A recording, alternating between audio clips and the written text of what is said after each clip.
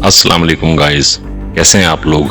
मैं हूं आपका होस्ट काशिफ खान। आज की हमारी कहानी का उन्वान है कोह-ए-नूर हीरे के सफर की दिलचस्प और हैरत अंगेज कहानी। तो चलें शुरू करते हैं। ये हीरा दुनिया का महंगा तरीन और तारीखी हीरा है। ये हीरा मर्दों के लिए नुहसत और मौत की अलामत बना रहा, जबकि औरतों के लिए खुशबख्ती का सबब। कोह-ए-नूर को दुनिया का मशहूर तरीन, कीमती और अपनी नौइयत का सबसे बड़ा हीरा तस्लीम किया जाता है। ये हीरा 4000 साल कबल इंडिया में दरियाफ्त हुआ था। इसके बाद ये हीरा मुख्तलिफ बादशाहों, राजाओं और हाकिमों से होता हुआ आजकल इंग्लैंड की मलका एलिजाबेथ के ताज में जलवा अफरोज है। इंग्लैंड वालों ने इस हीरे को बेहतर शक्ल में लाने और इसकी चमक दमक में इजाफे के लिए तराश कर कुछ मुख्तसर कर दिया है। अब इसकी मौजूदा सूरत 105 कैरेट और वजन 21 ग्राम है, जबकि इसका असल वजन 37 ग्राम था। बहरहाल इसमें कोई शुबा नहीं कि वो दुनिया का कीमती तरीन हीरा है। दीगर हीरों की तरह कोह-ए-नूर के साथ भी कई रवायात और कहानियां वाबस्ता हैं। कहा जाता है कि ये हीरा मर्दों के लिए नुहसत और मौत की अलामत बना रहा, जबकि औरतों के लिए खुशबख्ती का सबब बना है।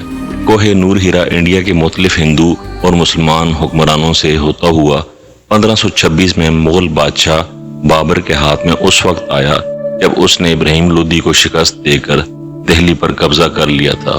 बाबर की यादाश्तों पर मुश्तमिल किताब बाबर नामा में भी इस हीरे का जिक्र है। मज़कूरा किताब में बाबर ने कोह-ए-नूर हीरे के बारे में लिखा है, ये इस कदर कीमती हीरा है कि इसके एवज मिलने वाली रकम से दुनिया भर के तमाम लोगों को 2 दिन का खाना खिलाया जा सकता है। बाबर के बाद ये हीरा हुमायूं के पास पहुंचा। अकबर ने इसे अपने पास नहीं रखा। इसके बाद अकबर के पोते शाहजहां ने इसे खजाने की तिजोरी से निकलवा कर अपने पास रख लिया था। इसने बाद में इस हीरे को तख्त ताऊस की जीनत बना दिया। शाहजहां के बाद इसका बेटा औरंगजेब आलमगीर बादशाह बना। इसने अपने बाप शाहजहां को आगरा में कैद किया था और कहा जाता है कि औरंगजेब ने शाहजहां के कैद खाने की खिड़की पर कोह-ए-नूर हीरे को इस जाविये से रखवा दिया था कि ताजमहल का अक्स इसमें नजर आ सकता था। लुत्फ की बात यह है कि इस हीरे को कोह-ए-नूर का नाम नादिर शाह ने दिया था। इसके बाद आज तक इसे कोह-ए-नूर ही कहा जाता है। 1739 में जब नादिर शाह ने आगरा और दिल्ली पर हमला किया तो वापसी पर तख्त ताऊस के साथ इस हीरे को भी ईरान ले आया था। जब नादिर शाह ने पहली बार इस हीरे को देखा तो बेख्तियार जुबान से कोह-ए-नूर निकला, यानी रोशनी का पहाड़। 1739 से कबल इस पत्थर का कोई नाम नहीं था। इस खूबसूरत और चमकदार पत्थर की कीमत के हवाले से एक और रवायत भी मशहूर है।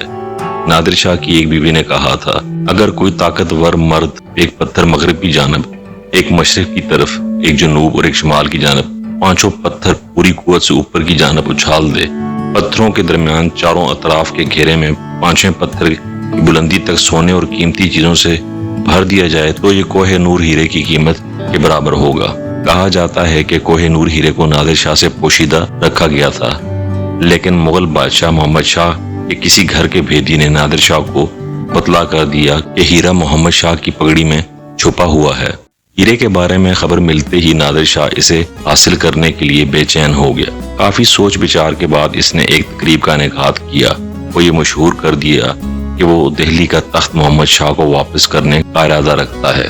तकरीब के दौरान यकायक इसने मोहम्मद शाह से पगड़ी बदल दोस्ती का ऐलान किया और रस्म के मुताबिक अपनी पगड़ी उतार कर मोहम्मद शाह की तरफ बढ़ाई और फिर अपनी पगड़ी इसके हवाले कर दी। जवाब में मोहम्मद शाह इसे अपनी पगड़ी देने से इनकार न कर सका। तकरीब खत्म होने के बाद नादिर शाह अपने कमरे में गया और पगड़ी के बल खोलकर इसमें पोशीदा हीरा बरामद कर लिया। हीरे की चमक से गोया कमरा जगमगा उठा। इसकी चमक दमक देख कर सताइशी अंदाज में बेख्तियार इसकी जुबान से निकला था, कोह-ए-नूर। 1747 में नादिर शाह के कत्ल के बाद कोह-ए-नूर हीरा अफगानिस्तान के अहमद शाह अब्दाली के कब्जे में आ गया।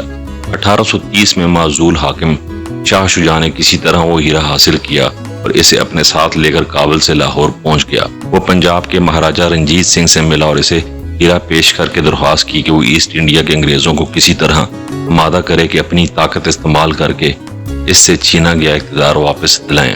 महाराजा रंजीत सिंह ने कोह-ए-नूर हीरा अपने पास रख लिया और 1839 में मरने से पहले उसने वसीयत की कि इसकी मौत के बाद वो हीरा उड़ीसा के जगन्नाथ मंदिर को दान कर दिया जाए, लेकिन इसकी वसीयत पर अमल ना हो सका।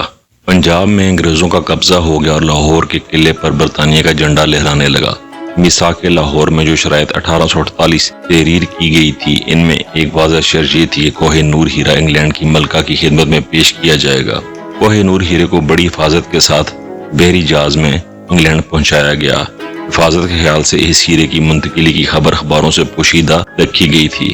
اس قدر رازداری برتی گئی تھی کہ جہاز کے ٹریجری آفس کے انچارج اور کیپٹن کو بھی بے خبر رکھا گیا تھا۔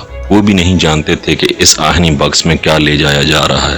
بہرحال تمام تر حفاظتی انتظام کے باوجود ہیرا لے جانے والے جہاز کا وہ سفر خاصا پر خطر ثابت ہوا، گو کہ خطرے کی نوعیت مختلف تھی۔ جب وہ جہاز موریشس پہنچا تو جہاز میں ہیضے کی وبا پھیل گئی۔ بندرگاہ والوں نے جہاز کو وہاں ٹھہرنے کی اجازت نہیں دی۔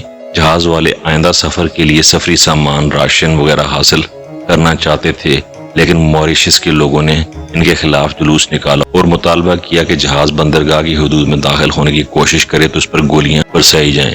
موریشس سے روانہ ہونے کے بعد جہاز سخت طوفان میں پھنس گیا۔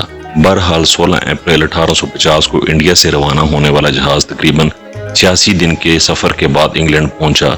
اس وقت کے انڈیا کے گورنر جنرل لارڈ ڈہلوسی نے ہیرے کی انگلینڈ پہنچنے کی خبر ملتے ہی مہاراجہ رنجیت سنگھ کے تخت نشین بیٹے دلیپ سنگھ کو لندن روانہ کر دیا۔